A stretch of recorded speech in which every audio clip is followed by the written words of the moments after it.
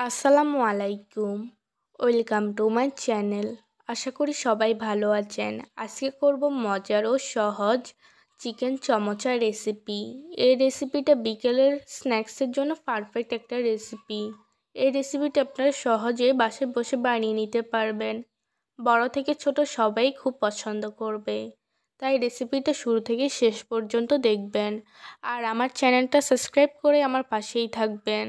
যারা আমার চ্যানেলটা সাবস্ক্রাইব করেছে তাদের অসংখ্য ধন্যবাদ। চিকেন চমচা তৈরি করার জন্য প্রথমেই আমি ডোটা তৈরি করে নিব। তাই একটি মিক্সিং বলে পরিমাণ মতো ময়দা দিয়ে দিলাম। তার সাথে দিয়ে দিলাম একটু পরিমাণে লবণ, দিয়ে দিলাম কালো জিরে, তার সাথে দিয়ে দিলাম একটু পরিমাণে হলুদ। সবগুলো উপকরণ ভালোভাবে মিশিয়ে নিব। ভালোভাবে মিশাতে হবে। ভালোভাবে মিশানো হয়ে গেলে এতে আমি পানি দিয়ে দিব। অবশ্যই গরম পানি দিতে হবে, তা না হলে ডোটা ভালো হবে না। একটু একটু করে পানি দিয়ে আমি ভালোভাবে ডোটাকে মথে নিয়েছি এবং এতে দিয়ে দেব একটু পরিমাণে তেল। তেল দিয়ে ভালোভাবে মথে নিতে হবে। ভালোভাবে মথে নিয়েছি। এখন 5 মিনিটের জন্য ঢাকনাটা দিয়ে দিব। এখন আমি পুরটা তৈরি করে নিব। চুলায় একটি প্যান বসিয়ে প্যানটা গরম হয়ে গিয়েছে। এখন আমি পরিমাণ মতো তেল দিয়ে দিব। তেলটা গরম হয়ে গেলেই এতে আমি পেঁয়াজ কুচি দিয়ে দিব। পেঁয়াজ কুচির সাথে মরিচ কুচি দিয়ে দিব। পেঁয়াজ কুচি এবং মরিচ কুচিগুলোকে ভালোভাবে ভেজে নিব। ভালোভাবে ভেজে নেওয়ার পর এতে দিয়ে দিব টমেটো কুচি। টমেটো কুচির সাথে আলু কুচিও দিয়ে দিব। তার সাথে দিয়ে দিলাম চিকেনগুলো। একে একে সবগুলো উপকরণ দিয়ে দিব। প্রথমে দিয়ে দিলাম চিলি ফ্লেক্স, লবণ, হলুদের গুঁড়ো, ধনিয়ার গুঁড়ো, জিরে গুঁড়ো।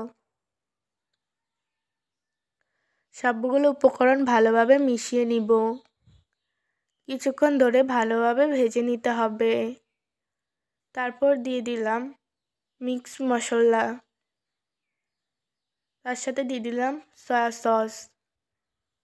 এগুলোকে ভালোভাবে মিশিয়ে নিব। কিছুক্ষণ ধরে ভালোভাবে মিশাতে হবে এবং ভালোভাবে ভাজতে হবে, যাতে সবগুলো উপকরণ ভালোভাবে সিদ্ধ হয় এবং মশলাটা ভালোভাবে কষানো হয়ে যায়।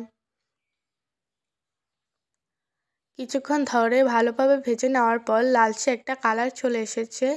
এখন পুরটা তুলে নিব এবং চিকেন চমচাগুলো তৈরি করে নিব। এর জন্য আমি পরিমাণ মতো কাই নিয়েছি এবং রুটি শেপ করে গোল করে নিয়েছি। রুটির মতো বেলে নিব। অবশ্যই গোল হতে হবে, তা না হলে চমচার শেপগুলো ভালো হবে না। রুটি গোল করে বেলে নিয়েছি। এখন পাশাপাশিও লম্বালম্বি করে কেটে নিব। এখন পাশাপাশি করে কেটে নিব। পাশাপাশি করে কেটে নেওয়ার পর মাঝখানটার মধ্যে কেটে নিব গোল করে।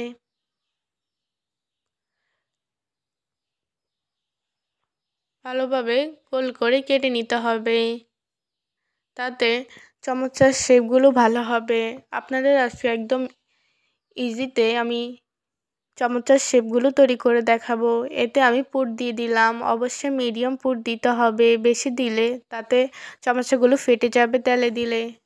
তারপর আমি চারপাশে তেল দিয়ে দিচ্ছি যাতে লেগে যায়। তারপর এক পাশের সাথে আমি অপর পাশ ভালোভাবে লাগিয়ে আঙুল দিয়ে ভালোভাবে চেপে দিচ্ছি যাতে ছুটে না যায়। তারপর অপর পাশটাকেও ভালোভাবে মুড়ে দিব।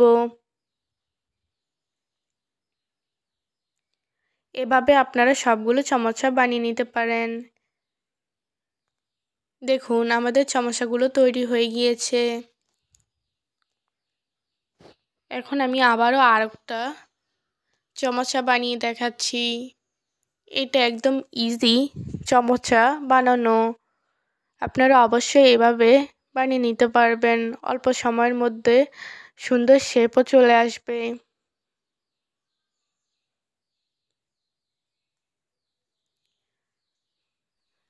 আর ভিতরের পুরটাকে মিডিয়ামভাবে দিতে হবে, তা না হলে তেলে দিলে ফেটে যেতে পারে এবং ভেঙে যেতেও পারে। সবগুলো এভাবে বানিয়ে নিব। দেখুন কি সুন্দর হয়েছে। এভাবে আমি সবগুলো চমচা বানিয়ে নিয়েছি, এখন ছেঁকে নিব। তাই চুলায় একটি প্যান বসিয়ে প্যানটা গরম হয়ে গেলে পরিমাণ মতো তেল দিয়ে দিব। চামচাগুলো অবশ্যই ডুবো তেলে ভাজতে হবে, তা না হলে মুচমুচে হবে না। একে একে আমি সবগুলো চামচা দিয়ে দিচ্ছি, ভালোভাবে ভাজতে হবে, তা না হলে মুচমুচে হবে না। কিছুক্ষণ এভাবে ভেজে নেওয়ার পর অপর পিঠও আমি ভালোভাবে ভাজবো।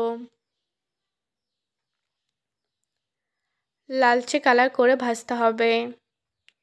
2-3 বার এভাবে উলট পালট করে ভেজে নিতে হবে।